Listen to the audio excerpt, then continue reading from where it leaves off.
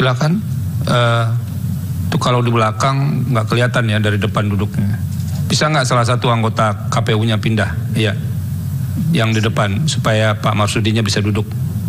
Nah, kuat Pak. Nanti jangan-jangan lebih awal buka puasa.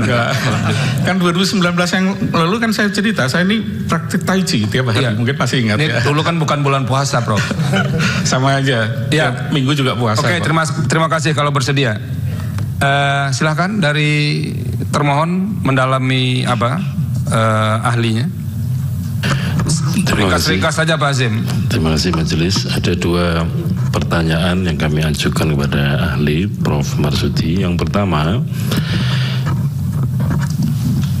di publik dan juga kemudian diungkapkan dalam persidangan ini, saksi yang diajukan oleh pasangan calon nomor 3 sebagaimana yang kemarin menyampaikan keterangan di sini, itu dalam analisisnya terhadap apa-apa yang ada di dalam Sirekap itu menyatakan bahwa dalam beberapa waktu tertentu ketika KPU tidak menampilkan pie chart atau hasil pembacaan UCR itu dengan penjelasan bahwa sedang dilakukan koreksi, ternyata menurut saksi tersebut bahwa polanya kok sama ya, perolehan suara maupun persentasenya. Jadi kemudian saksi itu berpendapat atau menyatakan bahwa ini Sirekap seolah-olah kesannya sudah dikunci, untuk calon tertentu persentasenya sekian, calon tertentu persentasenya sekian. Mohon penjelasan soal ini ahli. Nah, yang kedua, di Prof. dalam Marsudi bisa dicatat ya, nanti akan semuanya bertanya dulu baru Bapak Prof menjawab. Yang kedua, sebagaimana tadi dijelaskan oleh ahli bahwa salah satu hal yang berpengaruh terhadap hasil pembacaan data atau hasil foto form C hasil plano yang kemudian diunggah ke tampilan publik Sirekap dalam info pemilu itu adalah faktor kualitas penulisan di dalam formulir tersebut. Nah, soal ini mohon dieksplor lagi Prof, supaya kemudian kita sama-sama memahami sekiranya ada tampilan antara apa yang ada dalam tulisan dalam foto itu dengan hasil pembacaan UCR-nya itu katakanlah berbeda, yang kemudian ketika dikoreksi publik atau banyak pihak menyatakan ini suara kok naik turun dan seterusnya atau berubah. Saya kira 2 hal itu. Terima kasih. Terima kasih Pak Hasim. Silakan dari pemohon, siapa yang mau mewakili? 1 Mas Bambang, yang lain Refli Harun, silakan. Terima kasih Prof. Prayudi. Ada beberapa pertanyaan Prof. Saya mau masuk di beberapa isu yang tadi dikemukakan. Tadi dikemukakan di bagian akhir bahwa mestinya sistem di web Sirekap itu dari mobil apps itu harus diverifikasi dulu, gitu ya Prof ya. Dan kalau tidak diverifikasi maka bisa timbul banyak masalah. Terus Prof tadi mengatakan bahwa itu sebabnya untuk tahun mendatang perlu ada verifikasi. Saya berangkat dari pernyataan itu. Apakah dengan begitu dapat diberikan pandangan Sirekap ini bermasalah karena tidak ada sistem yang verifikasi itu? 1. Kalau kemudian Sirekap ini dikonfirmasi, saya bisa tampilkan beberapa slide yang ahli kami kemukakan untuk dikonfirmasi kepada ahli ini. Silakan. Tolong di slide nomor 12. Bisa. Sambil menunggu itu saya mau mengatakan begini. Di slide yang akan saya tunjukkan nanti ada begitu banyak TPS yang jumlah pemilihnya melebihi batas maksimal DPT. Padahal maksimal DPT-nya per TPS adalah 300. Kalau ada informasi kayak ini dan ribuan, puluhan ribu, bahkan ada ratusan ribu seperti ini, puluhan ribu yang tercatat di sini, apakah itu tidak cukup untuk dijadikan dasar untuk sampai pada kesimpulan ada fraud di situ? Untuk kedua. Ada slide? Lagi di proses. Oh ya.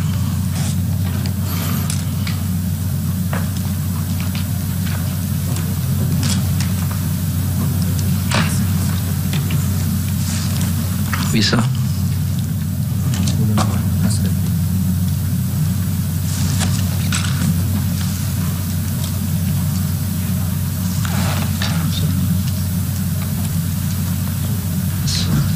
Signal sudah ada. No signal. Sambil nanti saya kasih slide sambil saya cicil supaya prosesnya. Nanti silakan. saya akan jelaskan lagi. Ini pindah ke Refli Harun dulu. Belum.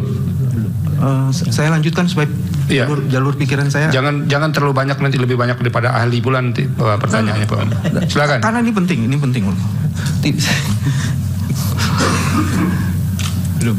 Belum ya. Oke, saya lanjutkan lagi nanti sambil balik lagi. Dalam temuan kami, ternyata apps itu juga bermasalah, Prof, dalam temuan kami.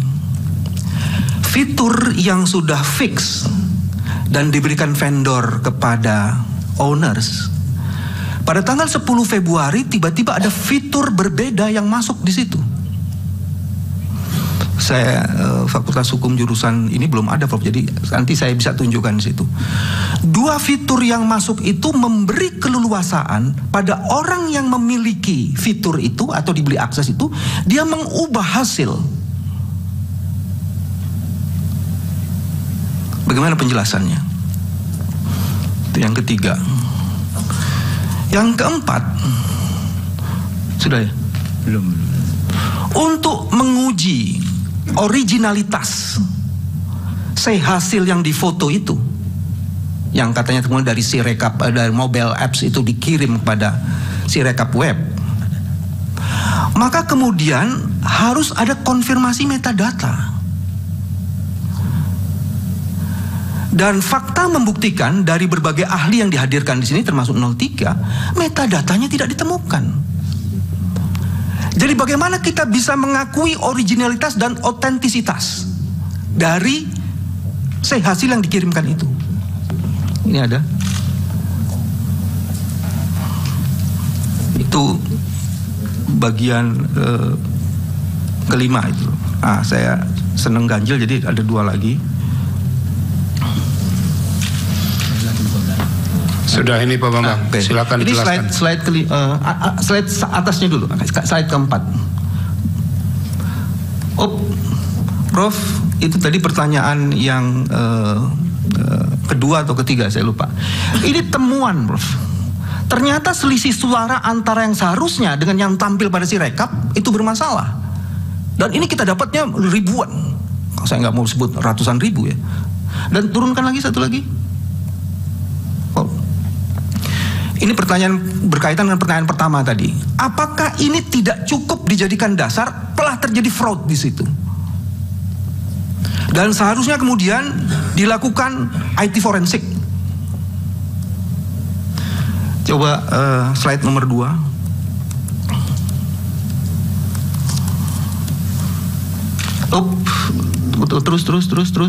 Terus. Lagi. Ini. Yang tadi, yang atasnya lagi.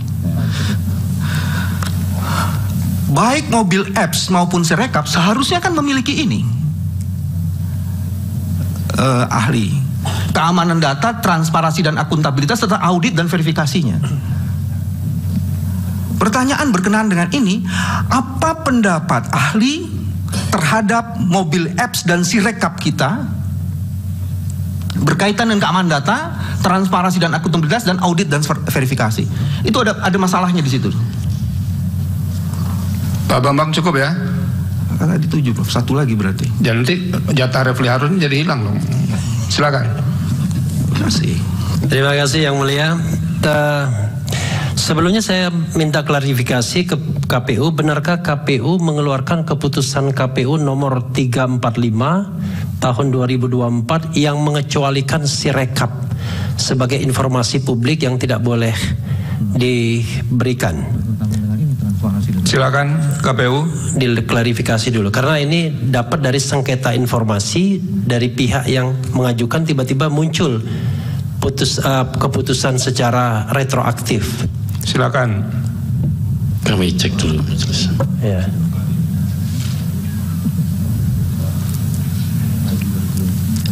Lanjutkan pertanyaan berikutnya. Oke. Belum ya diklarifikasi saya pertanyaan berikutnya. Kemarin dari ahli ya, ahli 03 yang saya lihat dari videonya YouTube mengatakan bahwa suara sah dan suara paslon itu berbeda sampai puluhan juta. Nah, buat ahli itu mungkin nggak? Kalau seandainya misalnya itu cuma technical, tidak ada fraudnya misalnya, itu satu. Kemudian kedua, tadi kan dikatakan soal angka-angka, bisa jadi salah baca. Tapi bagaimana kalau angkanya nambah? Karena banyak sekali kita dapat laporan angkanya nambah. 300 menjadi lebih. Ya, misalnya ada yang tertulis 17 jadi 170. Kan nambah angkanya, baik nambah di depan maupun nambah di belakang. Salah itu kedua. Ketiga, kalau kesalahan yang pernah dikatakan KPU itu sampai salah baca itu sampai 154.500. Ini contohnya. Ya. Itu yang contoh yang tadi saya katakan. 154.541 sebelum Sirekap ditutup. Dan itu mungkin lebih banyak lagi. Bahkan ahli 03 mengatakan itu sampai 400 ribuan tuh kesalahan baca. Itu mungkin nggak? Itu tidak ada fraudnya, itu sekedar technical error gitu. Tapi technical errornya sampai ratusan ribu. Nah yang terakhir tadi, yang pertama, itu betul nggak ada itu? Ada keputusan KPU nomor 345 itu. Karena begini, nanti Pak Refli itu enggak ahli yang menjawab ya, itu dijelaskan oleh KPU. Iya, enggak. Saya mau tanyanya begini. Iya. Tanyanya adalah apa yang membuat Sirekap ini kemudian perlu menjadi informasi yang dikecualikan dalam 3 tahun?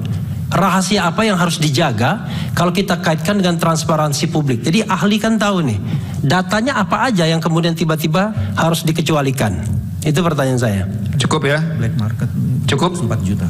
Ya. Ada satu lagi yang penting mungkin, Pak. Ditemukan 204 juta DPT dari black web market. Dan tidak pernah ada penjelasan dari KPU kenapa DPT itu bisa dijual di pasar gelap. Padahal KPU adalah wali datanya. Itu sejak dari DPT. Dan tidak ada pernah penjelasan mengenai itu. Oke, cukup Pak Bambang. Terima kasih. Iya. Silakan pemohon 2. Pemohon 2 akan diwakili oleh Saudara Magdir dan Saudara Henry. Silakan. Terima kasih Yang Mulia. Saudara ahli ya, kami kebetulan kemarin sudah mendengarkan keterangan ahli dan saksi fakta kami. Salah satu yang saya ingin tanya kepada saudara ahli dari hasil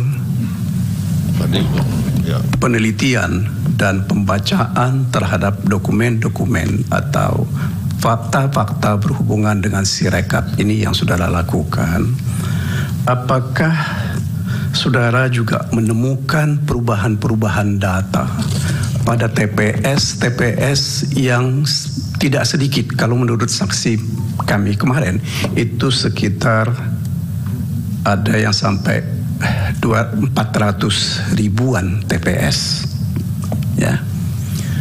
Nah, apakah perubahan-perubahan ini menurut saudara ahli bisa divalidasi? Ya, karena sepanjang yang kami pahami dari keterangan saksi maupun keterangan ahli, validasi ini yang tidak ada dalam sistem yang ada di Sirekap ini. Fitur validasinya yang tidak ada.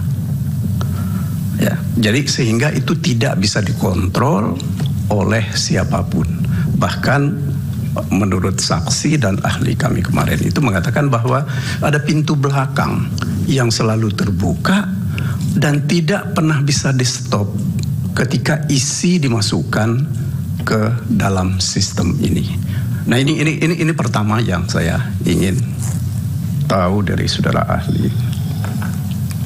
Kemudian yang kedua, Kami juga ingin tahu apakah terkait dengan pertanyaan yang pertama tadi, saudara ahli menemukan anomali ya terhadap hasil Sirekap ini.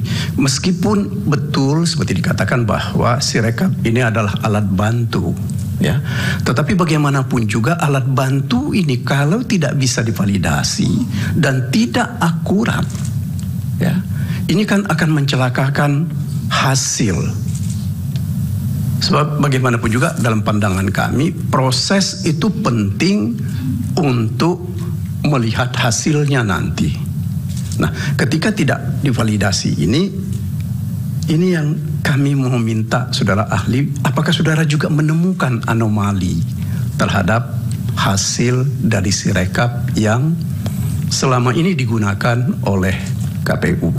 Apalagi secara real kita bisa lihat dan kita ketahui bahwa pada titik tertentu ini ditutup oleh KPU. Meskipun dari ahli dan dari saksi yang kami tampilkan dalam diskusi-diskusi kami, mereka masih bisa melihat sampai terakhir kemarin apa yang terjadi dengan Sirekap ini. Ada data-data, perubahan data itu masih juga terjadi. Kemudian saudara ahli ya, tadi saudara menerangkan bahwa yang masuk atau disampaikan melalui Sirekap ini adalah dari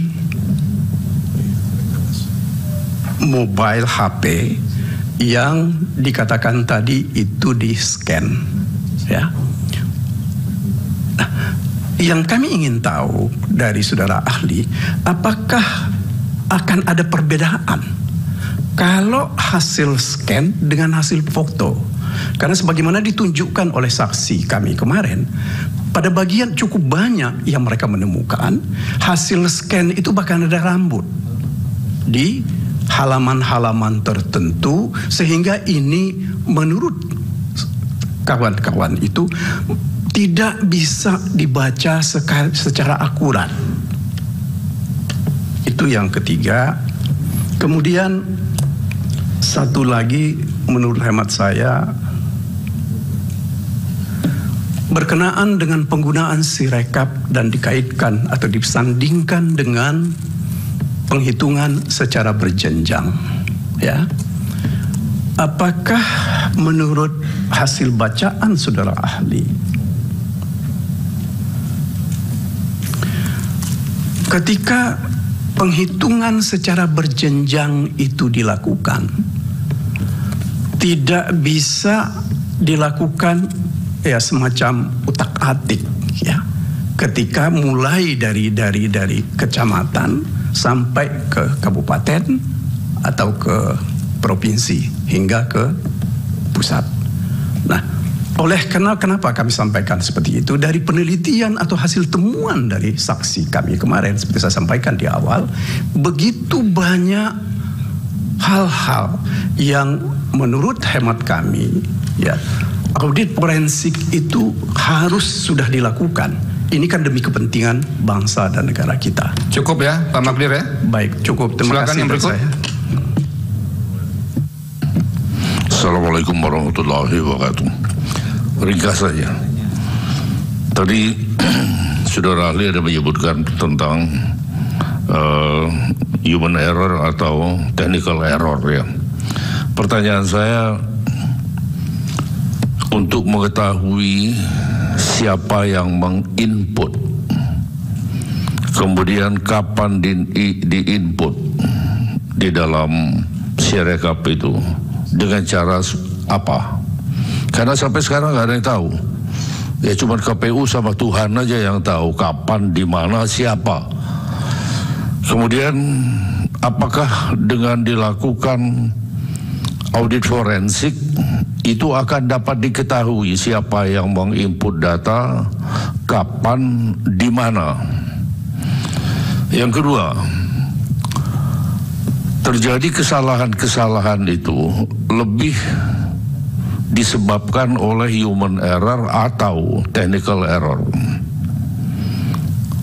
Apapun penyebabnya, pertanyaan saya, apakah itu karena kesengajaan atau kesalahan manusia di dalam pelaksanaan, atau memang kesalahan teknologinya?